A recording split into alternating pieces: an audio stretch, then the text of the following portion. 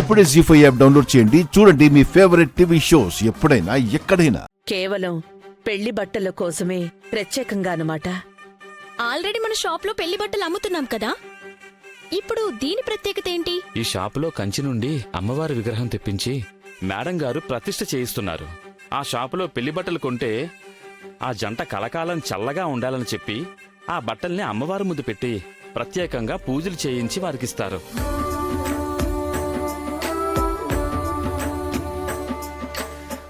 మన షాపుల్లో పెళ్లి బట్టలు కొనే వాళ్ళందరూ మనల్ని పెళ్లికి పిలవరు, అలాగని మనము వాళ్ళ పెళ్లికి వెళ్ళము. కాని వాళ్ళు కూడా నీలాగే నా బిడ్డల్లాంటి వాళ్ళు కాబట్టి వాళ్ళు బావుండాలి అని అనుకోవచ్చు కదా. అందుకే ఇది. ఏమైనా నువ్వు గ్రేట్ అమ్మా. అది అందరికీ తెలిసిందే కదా. ఉమ్, మరి విగ్రహం వచ్చిందా మూర్తి గారు? ఆల్రెడీ షాపులో పెట్టించి సెక్యూరిటీ కూడా పెట్టించాను సార్. వస్తాను మేడం, వస్తాను సార్. ఇక నుంచి అమ్మవారి ఆశీర్వాదంతో పాటు వచ్చే పెళ్లి బట్టల కోసం మన షాప్ ముందు జనాలు క్యూ కడతారు చూడండి.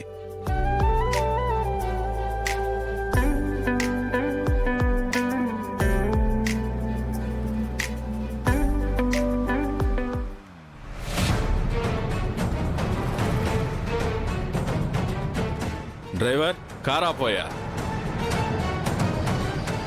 వెనక్కి పోనీ.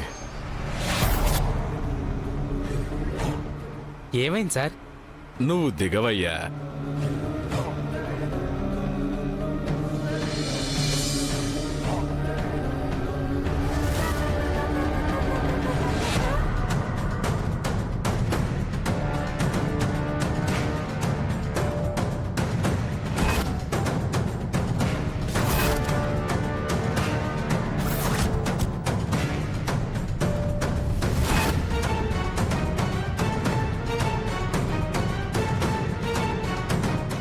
ఐగ్రీవం, సార్ విషయం ఏంటో కనుక్కోరా.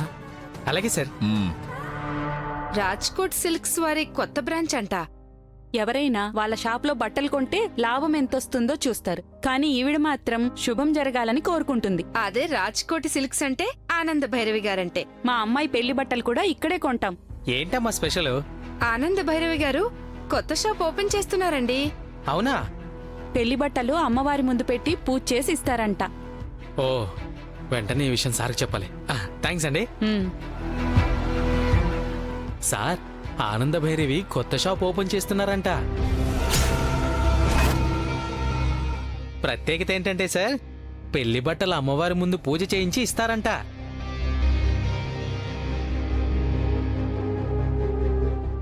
ఇంతకాలం ఆనంద భైరవి మంచితనంతోనూ బట్టల నాణ్యతతోనే నెట్టుకుంటూ వచ్చిందయ్యా. ఇప్పుడు దానికి సెంటిమెంట్ తోడు చేసింది. హ, గొప్ప బిజినెస్ టెక్నిక్ కదండి. ఇలాంటి ఐడియాలు మీకు ఎందుకు రావయ్యా? నీలాంటోళ్ళు పక్కనుంటే మంచి ఆలోచనలు ఎందుకు వస్తాయి?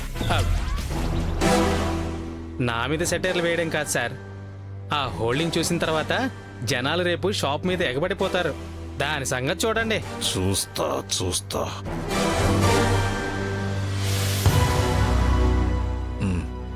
ఐగ్రీవం, పద.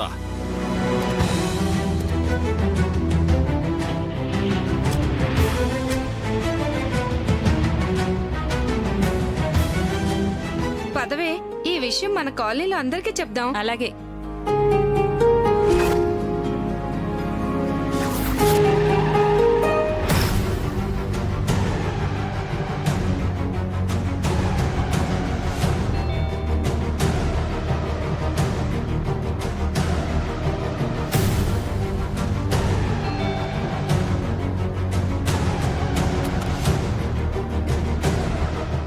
మీరా?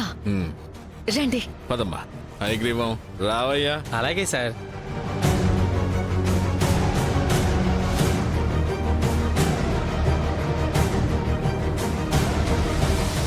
ఏంటిలా వచ్చారు? మనం పెట్టిన షాప్ గురించి ఏమైనా డిస్కస్ చేయాలా? లేదమ్మా, మీ అత్తయ్య గారు కొత్తగా పెడుతున్న షాపు ఓపెనింగ్ గురించి చెబుదామని. ఏంటి, ఆవిడ ఇంకొక బ్రాంచ్ పెడుతుందా? అయితే మీకింకా తెలీదన్నమాట. అవునమ్మాయ్, రాజ్కోటి సిల్క్స్ కి ఎదురుగా మీతో షాప్ పెట్టించి ఆవిడ కళ్ళ ముందే మీరు ఎంతో ఎత్తు ఎదిగేలా చేయాలనుకున్నాను. కానీ మనం ఇంకా పెట్టాలనుకున్న షాపు బోర్డు కూడా పెట్టకముందే ఆవిడ ఊరంతా హోర్డింగ్లు పెట్టించేసింది.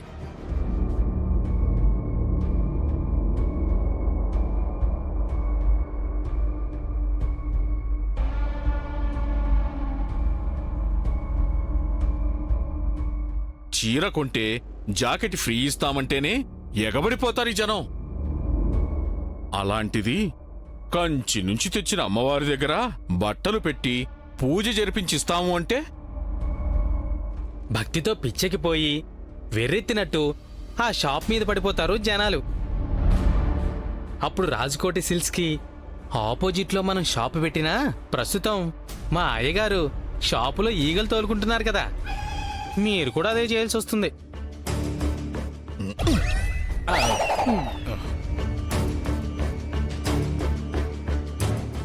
అలా జరగకూడదు. నేను కోరుకునేది కూడా అదేనమ్మా.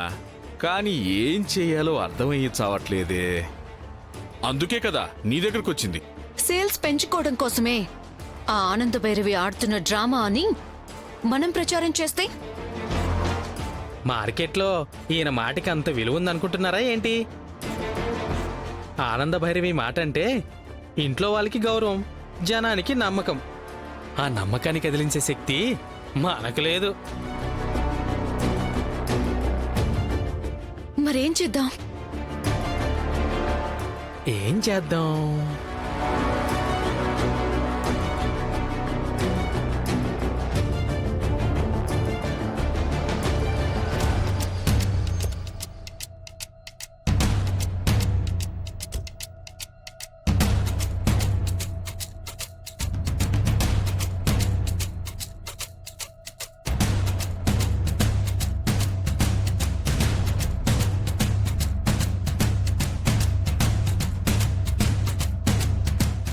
ఒక పని చేస్తే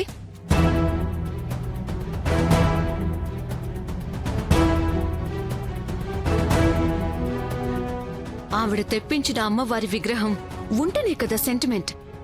ఆ విగ్రహాన్నే లేకుండా చేస్తే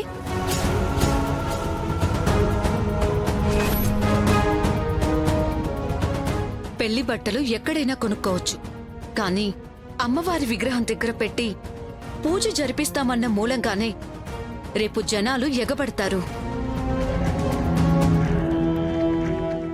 ఆ షాప్లో విగ్రహమే లేదని తెలిస్తే అప్పుడు వచ్చిన జనాలు బట్టలు కొనరు. ఆనంద భైరవి మొహం మీద ఉమ్మేస్తారు.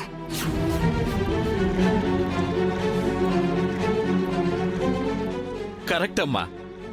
రాత్రికి రాత్రి ఆ విగ్రహాన్ని అక్కడి నుంచి లేపించేసి ఎక్కడైనా పారేస్తే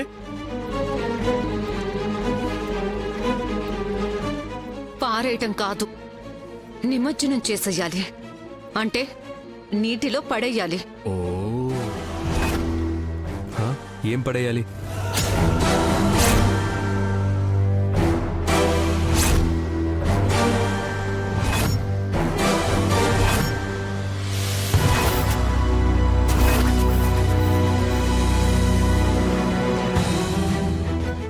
జీ5 యాప్ డౌన్లోడ్ చేసి అన్ని ఎపిసోడ్స్ పూర్తి ఉచితంగా చూడండి.